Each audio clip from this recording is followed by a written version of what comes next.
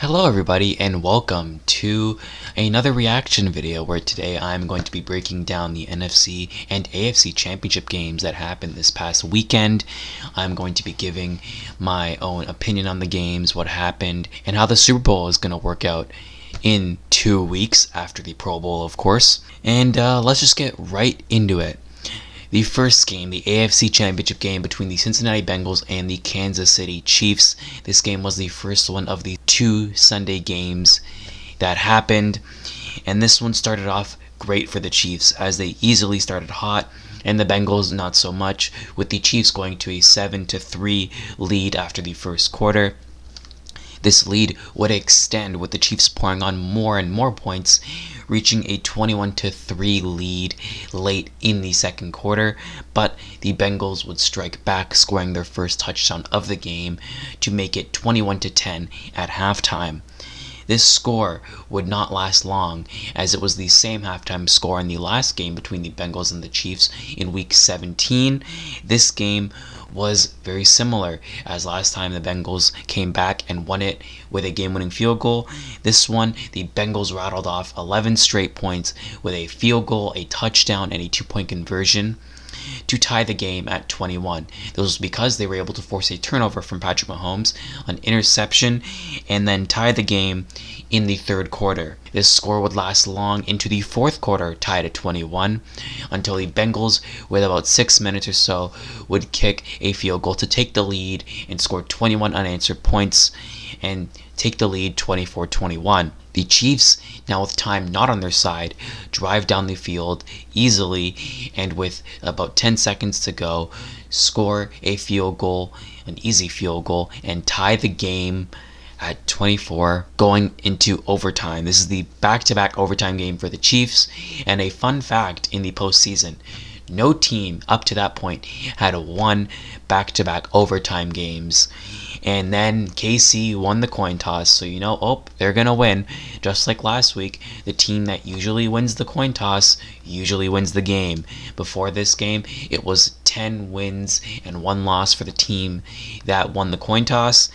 And then right after they say that, 13 seconds into overtime, the Kansas City Chiefs and Patrick Mahomes throw an interception, a deep bomb, and it gets tipped and intercepted by the former Saint Von Bell, who returns it to the 45-yard line of the Cincinnati Bengals. So now Kansas City is now in a pretty big problem, with the Bengals only needing any sort of points and they win the game.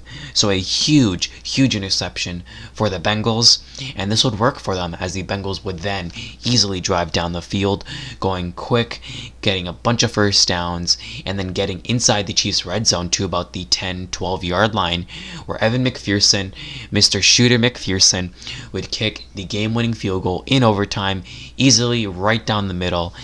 And the Bengals move on to the Super Bowl for the first time since 1988, where they played the Niners. So the Bengals move on to the Super Bowl. The Chiefs are stunned at home. Nobody expected this, and neither did I. I expected the Chiefs to win, mainly because I want whoever makes it out of the AFC to beat either the Rams or the Niners, because, well, you see from everything that I've mentioned in a couple past videos, I am a Seahawks fan.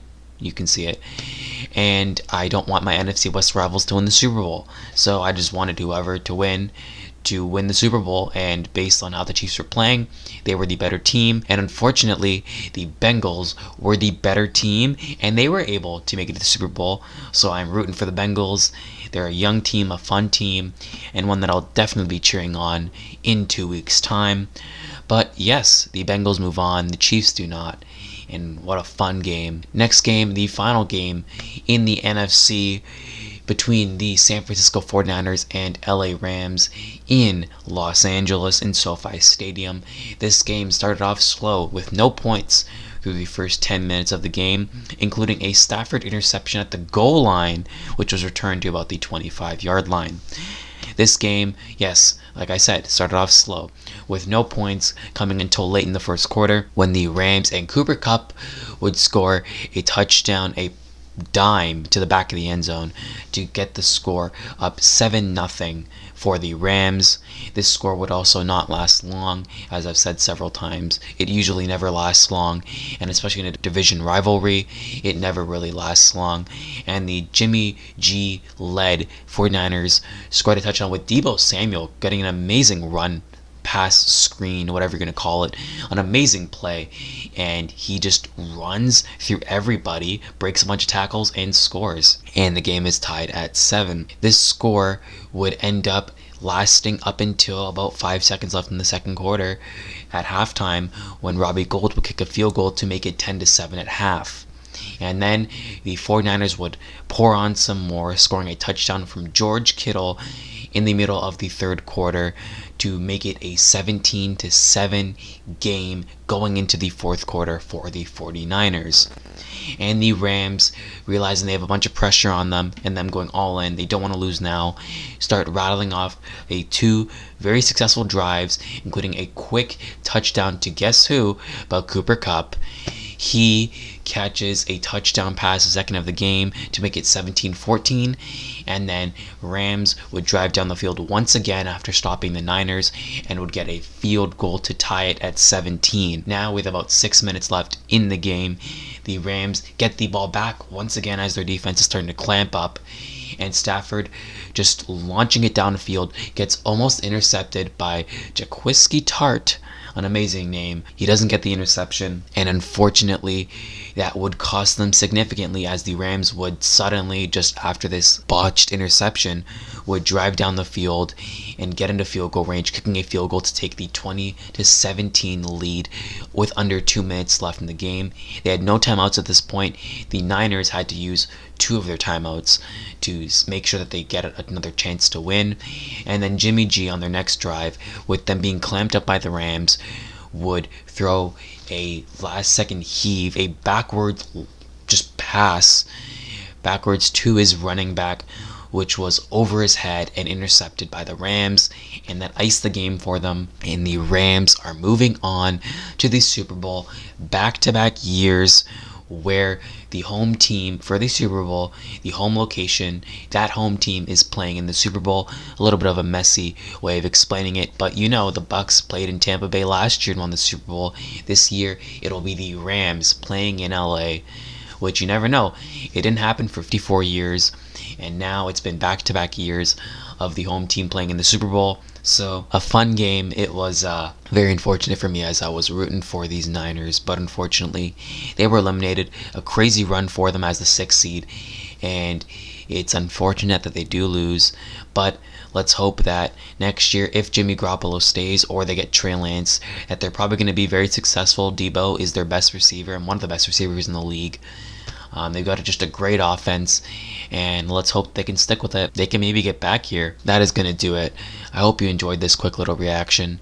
Just giving my own opinion. The Bengals and the Rams. If you want, you can just put down a comment saying who you think is going to win the Super Bowl. I personally hope that the Bengals win, as I mentioned earlier, but it's really a toss-up. Both these teams are very good, and both of them have had comebacks. The last game, they've had walk-off wins, so they've been very, very balanced, and all I'm saying is that it's going to be a very, very fun game to watch, and the best team that plays wins it, and that's going to be in 2 weeks. We decide that in 2 weeks. But hope you enjoyed this video. As I said, I'm going to be continuing to post those clip videos, probably going to post some more commentary videos that I want to do, but hope you enjoyed this video, like I've said a couple times now, and I'm going to see you in the next one. That's about it. See ya.